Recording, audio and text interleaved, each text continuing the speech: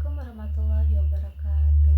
Halo semuanya, perkenalkan nama saya Zahratul Syifa dengan NIM 23108020118. Pada video kali ini, saya akan menjelaskan kembali materi yang telah disampaikan pada mata kuliah Perilaku Organisasi kelas B. Dan di sini saya akan membahas mengenai komunikasi dalam organisasi, sebuah topik yang sebenarnya sangat dekat dengan kehidupan kita sehari-hari dan memegang peran penting dalam keberhasilan sebuah organisasi.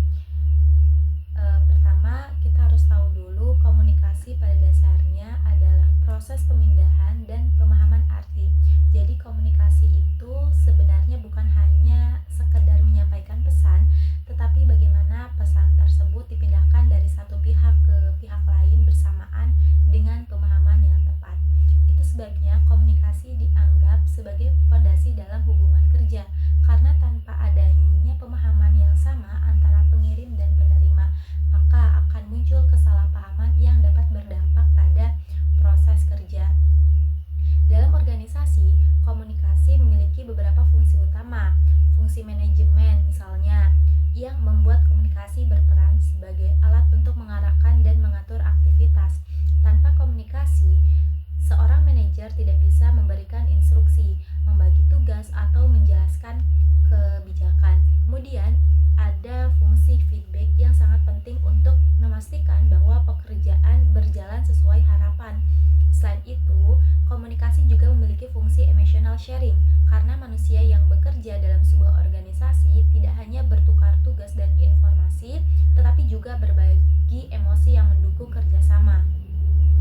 Fungsi berikutnya adalah persuasion, yaitu kemampuan untuk memengaruhi orang lain agar mau mengikuti ide atau gagasan tertentu.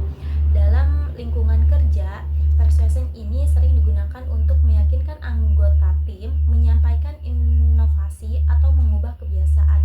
Dan terakhir ada information exchange, yaitu pertukaran informasi yang menjaga kelancaran alur kerja.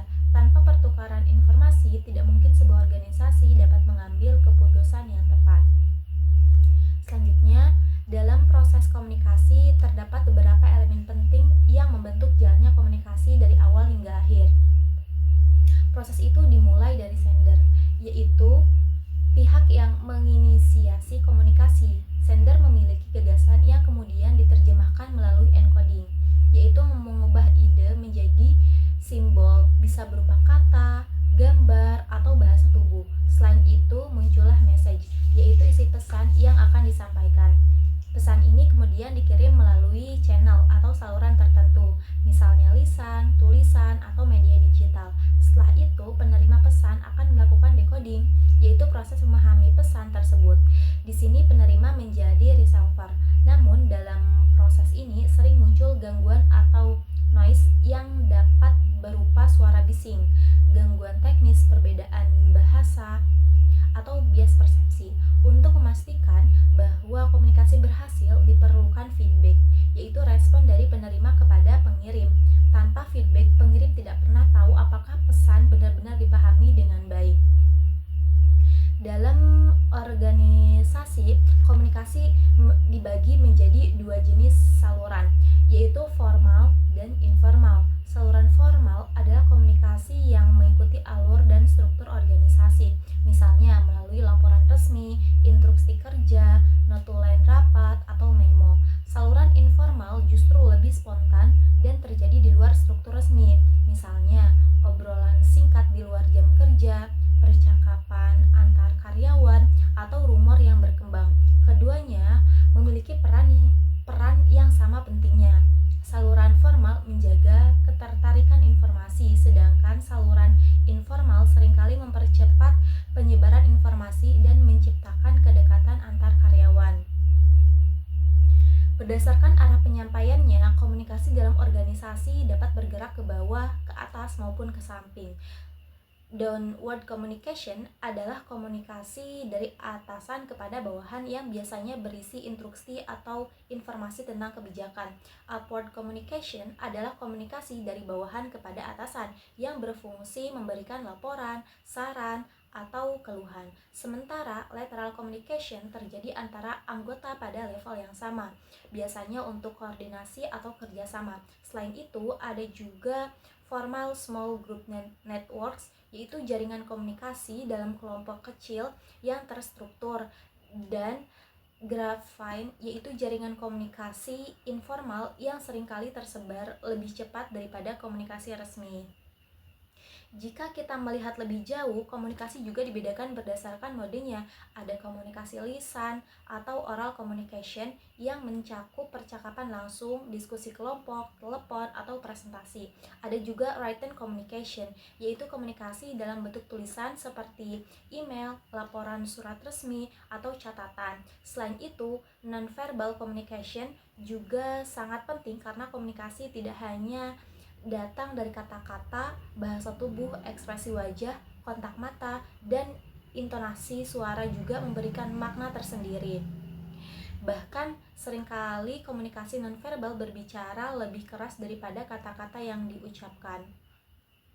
Dalam memilih saluran komunikasi, kita perlu memahami konsep channel richness. Channel richness ini adalah seberapa banyak informasi yang dapat disampaikan pada satu episode komunikasi.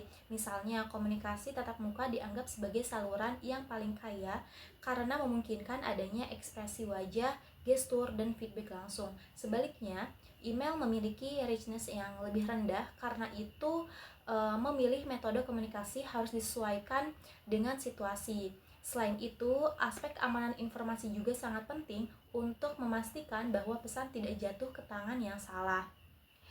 Saat kita berbicara tentang komunikasi persuasif, ada dua cara bagaimana seorang memproses informasi, yaitu automatic processing yang berlangsung cepat, intuitif, dan membutuhkan sedikit upaya, serta controlled processing yang membutuhkan pemikiran mendalam dan analisis.